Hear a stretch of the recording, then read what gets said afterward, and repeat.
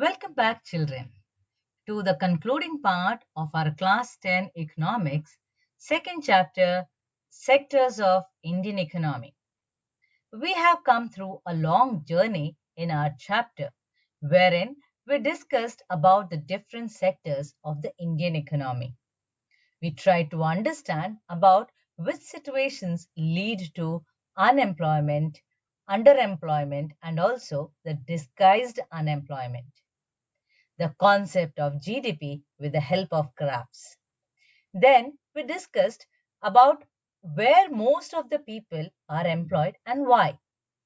We also tried to get the solutions for how to create more employment in all the sectors of the economy. In the previous videos, we have also seen how the government in India is recognizing the unemployment situations and has come up with the law, that is the right to work, called as Manrega 2005, which is called as the Mahatma Gandhi National Rural Employment Guarantee Act 2005, right? And it guarantees 100 days of employment in a year by the government. And do you know, children, the classification of sector is not only based on the nature of the activity, but is also based on where the people are employed. That is the division of sectors, whether they are employed in organized sector or an unorganized sector. We will be also saying about how the workers in these sectors they get the facilities. What kind of facilities do they get? And if not, how to protect these workers, especially in the unorganized sectors, that we are going to see. And then further again, the employees are also divided in terms of ownership. That is either the private sector or the public sector. So let us examine another way of classifying the activities in the economy. That is the way people are employed. The people are either employed in organized sector or are employed in the unorganized sectors. The people those who are employed in the organized sectors are either in the office or in some enterprises, right? Whereas the people who are employed in an unorganized sectors are the laborers either in some construction sites or in the the street laborers working on the road constructions, and all those laborers they are working under the unorganized sectors. So first, we will understand what is an organized sector.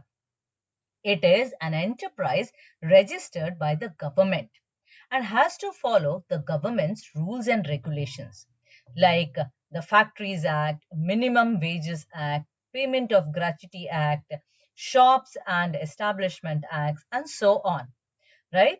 The terms of employment are regular and they get assured work. It is called as an organized sector because it has to follow the formal procedures.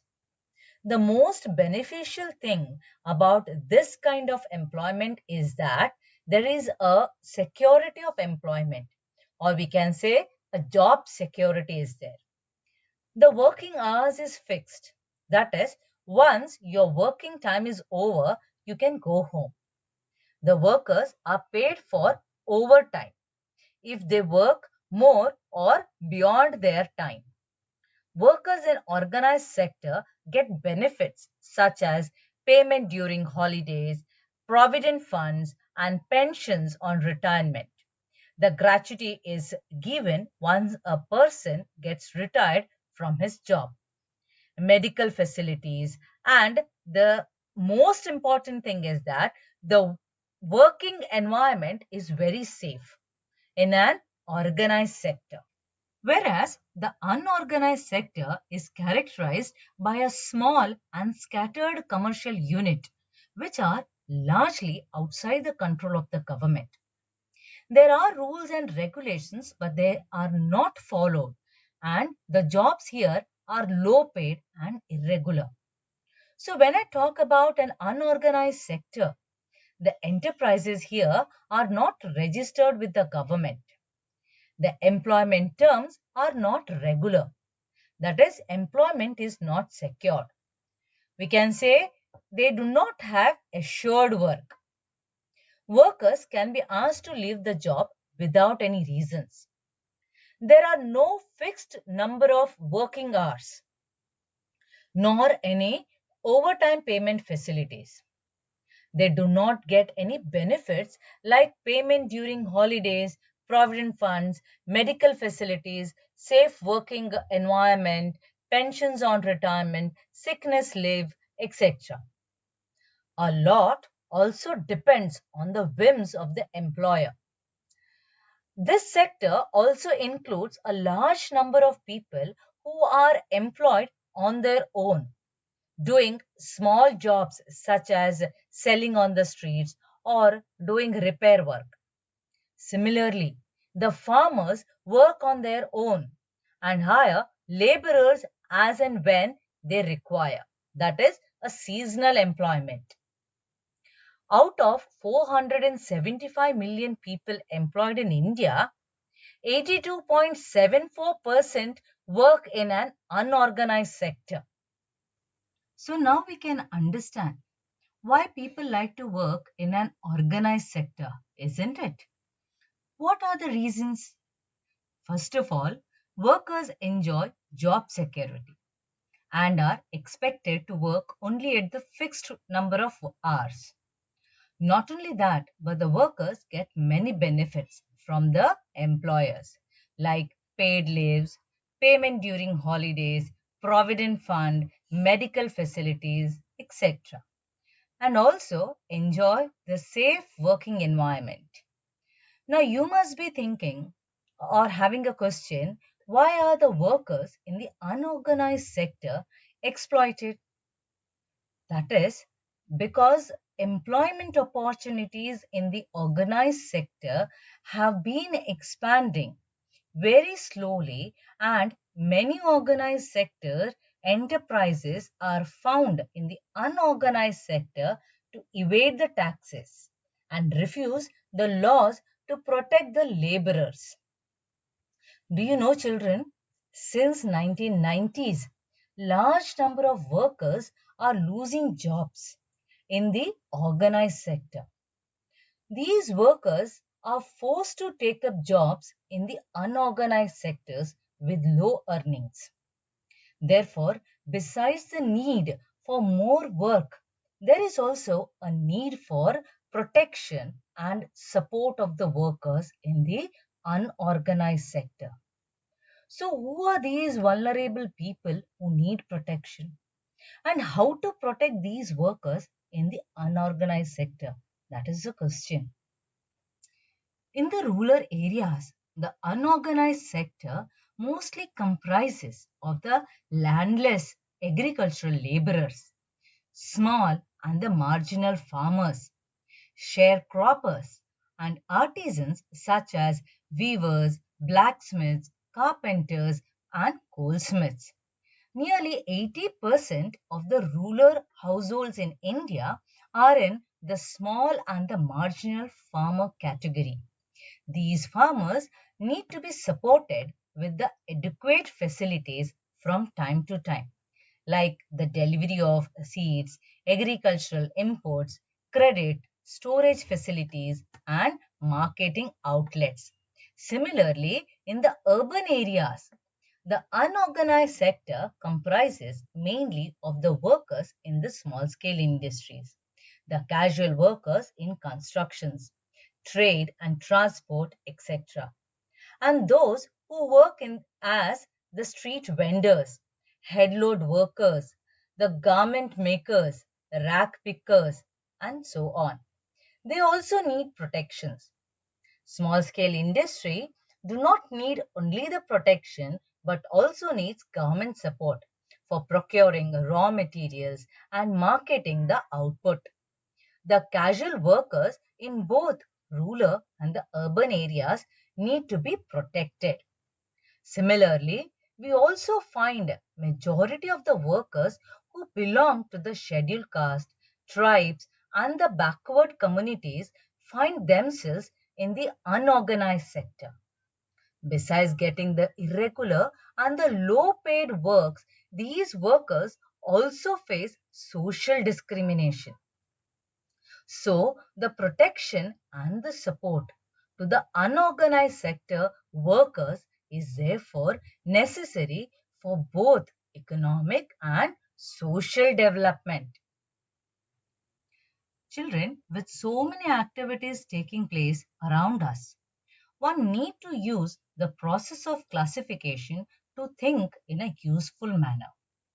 The criterion for the classification could be many, depending on what we desire to find out, and the process of the classification helps to analyze a situation. In dividing the economic activities into three sectors, that is primary, secondary, and the tertiary, the criterion used was the nature of the activity. On the basis of the classification, we were able to analyze the pattern of the total production of the employment in India. Similarly, we divided the economic activities into organized and unorganized sector and used the classification to look out the employment in the two sectors. Now, another way of classifying the economic activities into sectors could be on the basis of who owns the assets, or we can say sectors in terms of ownership, and who is responsible for delivering the services, that is public sector and private sector.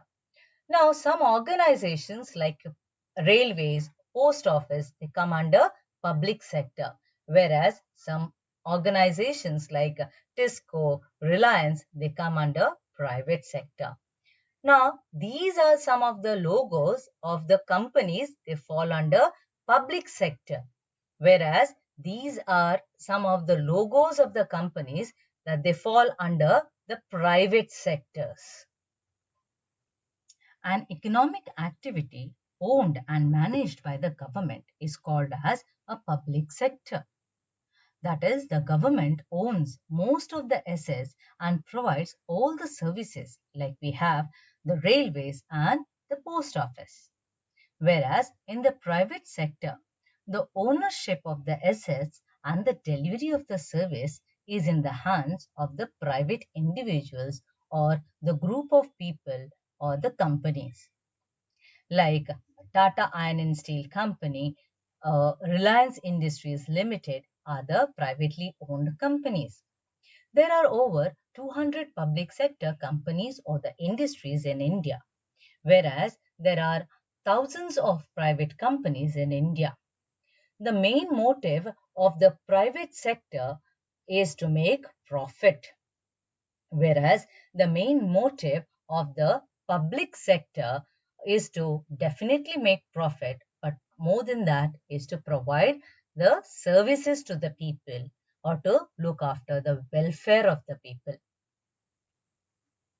In the modern days, governments spend on a large range of activities. So, what are these activities? Why do governments spend on such activities? Let us check out. Now, there are several things needed by the society as a whole, but the private sector will not provide these things at a reasonable cost. Why? Because some of these things needs spending large sums of money, which is beyond the capacity of the private sector. Not only that, but collecting money from thousands of people who use these facilities is not easy. Even if they do not provide these things, they would charge a high rate for their use. For example, construction of roads, bridges, railways, harbors, generating electricity, providing irrigation through dams, and so on. Therefore, government has undertaken such heavy spending and ensure that these facilities are provided for everyone. There are some activities which the government has to support. The private sector may not continue their production or business unless the government encourages it. For example, the selling of electricity at the cost of generation may increase the cost of production of goods in many industries. As a result, many units, especially the small scale units, might have to shut down. Here, the government steps in by producing and supplying electricity at rates which these industries can afford. Government has to bear part of the cost. Similarly, children, the government in India buys wheat and rice from the farmers at a fair price. It stores this in its godowns and sells at a lower price to the consumers through ration shops. Children, you have read this in the chapter of food security in class 9. The government has to bear some of the cost. In this way, the government supports both the farmers and the consumers. There are a large number of activities which are the primary responsibility of the government. The government spends on these, like providing health and educational facilities for all is one such example. Running proper schools and providing quality education, particularly the elementary education, is the duty of the government. The size of the illiterate population in India is one of the largest in the world. Similarly, we know that nearly half of the India's children are malnourished and a quarter of them are critically ill. We have read about the infant mortality rate of Orissa, that is 41, and Madhya Pradesh, 47, which is higher than some of the poorest region of the world. Government also needs to pay attention to the aspects of the human development like availability of the safe drinking water, housing facilities for the poor, and food and nutrition. It is also the duty of the government to take care of the poorest and the most ignored regions of the country by increasing the spending of their resources in such areas. So, children, in this chapter, we have looked at the ways of classifying economic activities into some meaningful groups, isn't it? One way of doing this is to examine whether the activity relates to the primary, secondary, or the tertiary sector.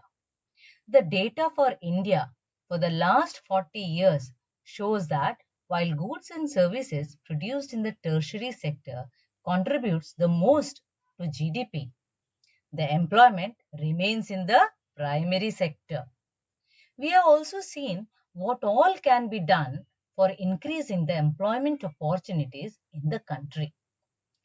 Another classification we saw is to consider whether people are working in the organized sector or in unorganized sector, and also the protection necessary for them.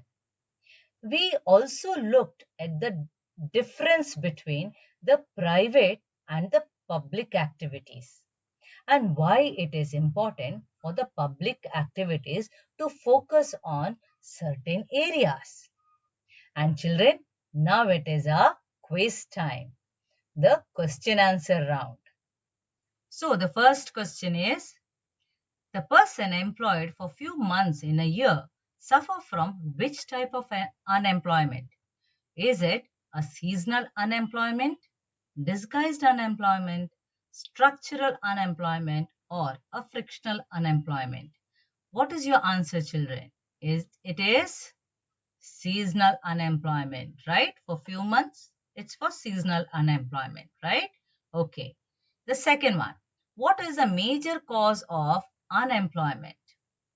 Is it due to the increase in population? Is it because of the high literacy rate? Is it because of the high economic growth or because of the increase in poverty? So what is it? It is due to increase in population. The third one, in which area the seasonal unemployment is generally found? Is it found in the urban areas, in the rural areas, in the remote areas, or both in the urban and the rural areas? The seasonal unemployment, it is found in the rural areas. Children, when we studied about the agricultural sector, we studied this, right? The seasonal unemployment. Okay, now the fourth one. Agriculture is the main occupation in India, and the maximum population is involved in agriculture or the agriculture related activities. Still, there exists the poverty in agricultural sector. Why is it so? Is it because of the rapid urbanization of places? Because of introduction of the farming machinery? Because of underemployment? Or is it because of disguised unemployment? So what is your answer, children? It is because of disguised unemployment, right? Okay, now the fifth one.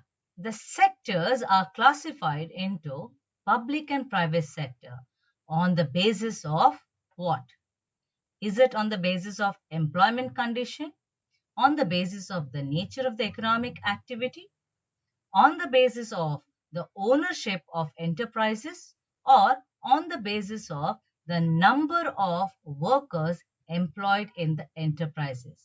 So children, on what basis the classification of the public and the private sector is done? On the basis of ownership of the enterprises. So children, I hope you enjoyed this quiz time, right? So take good care of your health and thank you so much.